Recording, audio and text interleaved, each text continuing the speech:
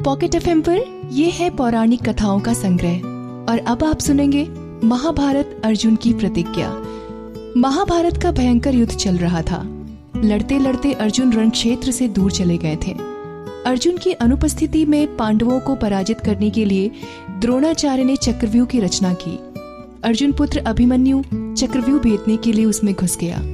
उसने कुशलतापूर्वक चक्रव्यूह के 6 चरण भेद लिए, लेकिन 7वें चरण में उसे दुर्योधन, जयद्रथ आदि 7 महारथियों ने घेर लिया और उस टूट पड़े।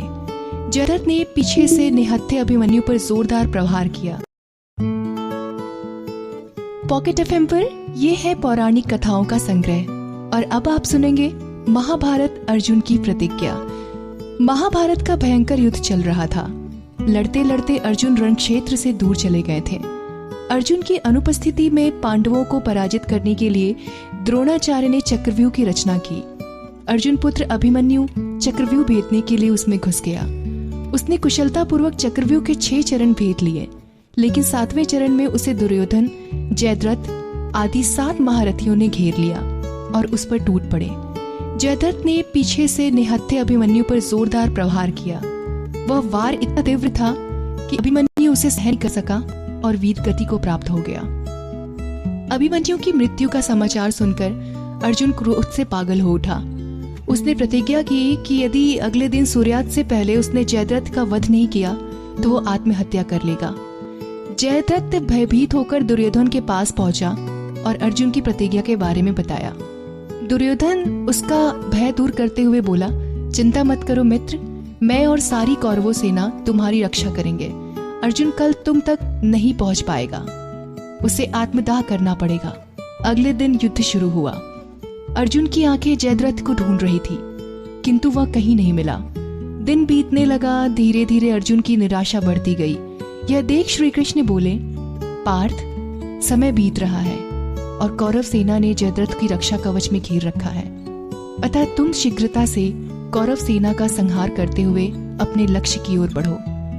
यह सुनकर अर्जुन का उत्साह बढ़ा और वह जोश से लड़ने लगा, लेकिन जयद्रथ तक पहुंचना मुश्किल था।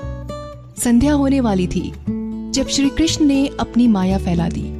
इसके फलस्वरूप सूर्य बादलों में छिप गया और संध्या का भ्रम उत्पन्न हो गया।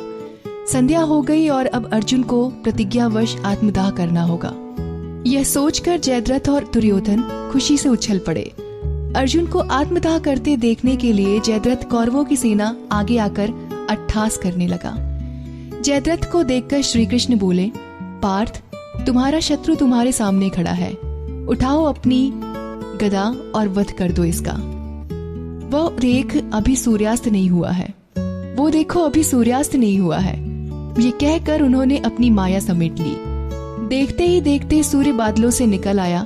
सबकी दृष्टि आसमान की ओर उठ गई। सूर्य अभी भी चमक रहा था। यह देख जयद्रथ और दुर्योधन के पैरों तले जमीन खिसक गई। जयद्रथ भागने को हुआ, लेकिन तब तक अर्जुन ने अपनी गांडीव उठा लिया था। तभी श्री कृष्ण चेतावनी देते हुए बोले, हे अर्जुन, जयद्रथ के पिता ने इसे वरदान दिया था कि जो इसका मस्तक जमीन पर गिराएगा उसका मस्तक भी 100 टुकड़ों में विभक्त हो जाएगा।